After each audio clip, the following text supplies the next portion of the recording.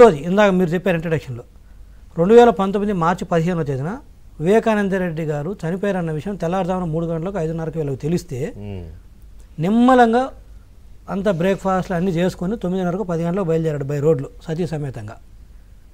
అవును. ఈరోజు పిన్నెల్లి గారి కింద మీరు చెప్పినట్టు హెలికాప్టర్లో పోయాడు నెల్లూరుకి, అక్కడ జైల్లో ఉన్నాయని పరామర్శించడానికి. పోనీ ఆయన ఏమన్నా ప్రజల కోసం ప్రజా సమస్యలపైన పోరాడి జైలుకి వెళ్ళాడా, లేదా కనీసం పార్టీ కోసం పోరాడి జైలుకి వెళ్ళాడంటే ఏం చేయి. ఈరోజు జగన్మోహన్ రెడ్డి గారు చెప్పాడు దేనికి అంటే ఈవీఎం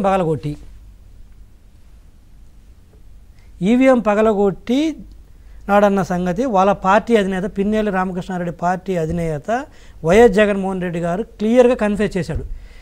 నేను ఈ మీడియా ద్వారా చెప్పేది అంటే ఇక పోలీసు వాళ్ళు ఫర్దర్ ఇన్వెస్టిగేషన్ అక్కర్లేదు, వాళ్ళ పార్టీ అధినేతే చెప్పాడు కాబట్టి based on that statement charge sheet file చేసి ఈ వీడియోని పెడితే ఆయన కమిషన్ వస్తుంది. ఇంకా అక్కర్లేదు ఫర్దర్ ఇన్వెస్టిగేషన్ దేనికి.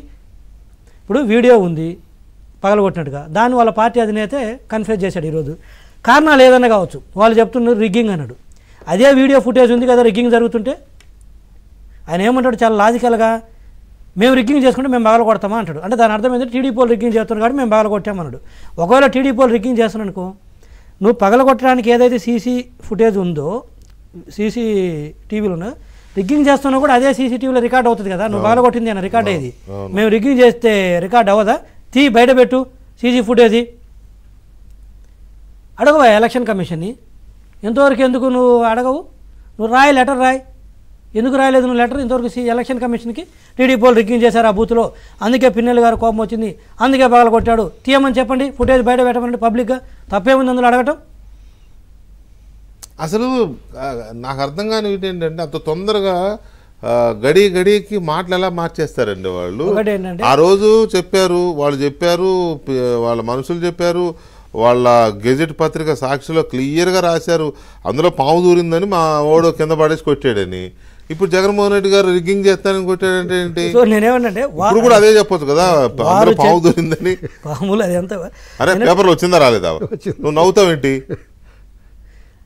ఈ రోజు నేను వాళ్ళ పత్రికలో ఏం రాశారు పేపర్లో వచ్చింది కదా, మరి ఆయన వాళ్ళ పత్రిక వచ్చిందని ఆయన ఎందుకు మార్చారు? 2-3 వర్షన్స్ నేను ఈ రోజు వర్షన్ పికప్ చేస్తున్నాను. నేనేమంటే కేసు ఈజ్ ఓవర్, ఒప్పుకున్నాడు కదా అంటున్నాను. ఇంకా అదే అంటున్నా, పగలగొట్టాడని క్లియర్గా ఒప్పుకున్నాడు. దానికి రీజన్ ఏంటి? రిగ్గింగ్ అన్నాడు. అది కూడా ఫుటేజ్ తీయంటున్నా, ఆ ఫుటేజ్ కూడా తీయండి, మేము చేసి ఉంటే వాళ్ళ మీద కేసు పెట్టండి. ఇది పగలగొట్టినందుకు ఇప్పుడు నువ్వు వాళ్ళు రిగ్గింగ్ చేస్తూ ఉంటే నువ్వు ఎలక్షన్ కమిషన్ కంప్లైంట్ ఇచ్చి వాళ్ళ మీద కేసు పెట్టించాలి. నీకు పగలగొట్టే అధికారం అయితే లేదు కదా దాన్ని, అంటే దీనికి శిక్ష పడాలి కదా, చెయ్యి దీనికి. ఒకవేళ వాళ్ళకి రిగ్గింగ్ చేస్తుంటే అది. ఇక సందర్భం ఏంది? రెండోది, నువ్వు నీతులు చెప్తావా జైల్లో అన్యాయంగా కేసులు. ఒక పక్క నువ్వే చెబుతావు పగలగొట్టినాడని, మళ్ళీ రెండోది అన్యాయం ఎట్టవుతుంది? నారాయణ స్వామి గారిని అనే సర్కిల్ ఇన్స్పెక్టర్ని కొడితే అతనికి దెబ్బలు తగిలి బ్లడ్ బ్లీడింగ్ అవుతూ వీడియోలు కూడా బయటకు వస్తే నువ్వు సంబంధం లేదంటావు. వివేకానంద రెడ్డి గారు తలబాగా